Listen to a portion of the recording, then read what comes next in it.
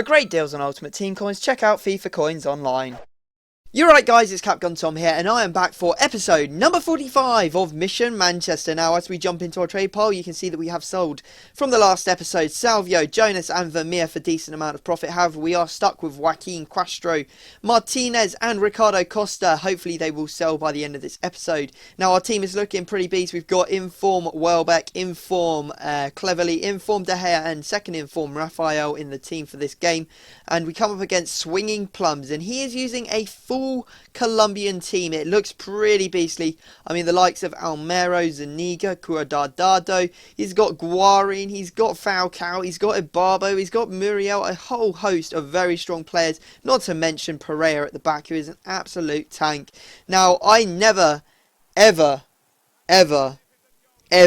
want to come up against another full Colombian squad like this again, because to say I got smashed would be a bit of an understatement. You see there Falcao putting in the second goal, and this guy was clearly in the mood to score as many as possible as he kept running into the net to pick up the ball.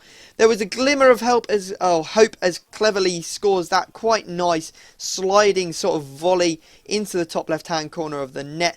But it really did not make any difference to this guy, as he scored on me again and again and again and again and again and again and again. And the score basically ends up being 6-1. I really sucked this game. My defending was terrible. I was terrible at attacking. He was amazing at attacking, and just generally a pretty darn bad performance. You can see that we are safe from relegation. However, there is going to be a bit of a struggle to actually win the division. We only can let 2 games slide or slip before we are in the, staying in the division. However, staying in the division is not too bad. We do end up, getting 6,000 coins if we manage it. But, that 8,000 coins plus a free pack is really what we're after.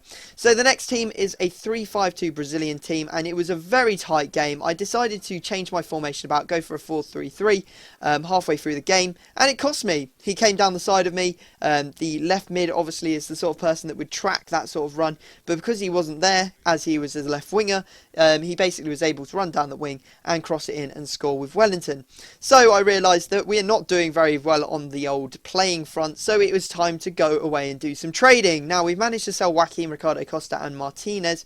You can see the prices there on the screen if you want to go and check. I think I made at least 1,000 coins off each of them, maybe a bit more. However, Martinez may have been a bit more or dodgy because of the amount of tax. So we went and also bought some players. You can see here I bought this week's Sigurdsson. He is in a left wing, or he has been moved to a left wing. I bought him for 15,000, trying to sell him on for 19,000. We still have Castro as well. We also have a full watch list of players. This Lazari we got for 12,500, trying to sell him off 17.5k. Salvio, who we had just had some success with selling one of them at the start of the episode, trying to sell him on for 15.5k after buying him for 13.5. This Kohei, now I thought he was going to be a slow seller. You can see there I picked him up for 12.5, listed him up for 17k, was expecting him to be one that I would have to drop in price.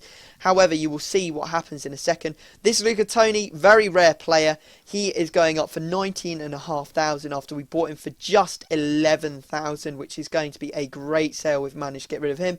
Benitez, he has been moved to a centre attacking mid, so he's worth a bit. I picked him up for 12,750. It is his first in form. And you can see that Kohei has managed to sell pretty quickly. I didn't even get to apply my left wing card to Cisco. He is in a 4-3-3. He was a left mid before. Picked up the card for 1,000, trying to sell him on for about 20k. So we spent about 14.5k on him. We will be getting about 3k profit after tax if we do manage to sell him on for that price. So our next game is going to be against this 4-3-2-1 team. Now, when I saw it, I was pretty happy.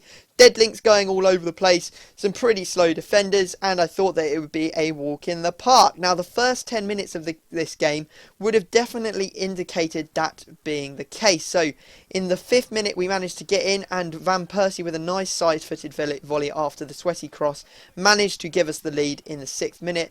Nice 1-0. Now, Van Persie is again through in the 8th minute, but he really should have finished that.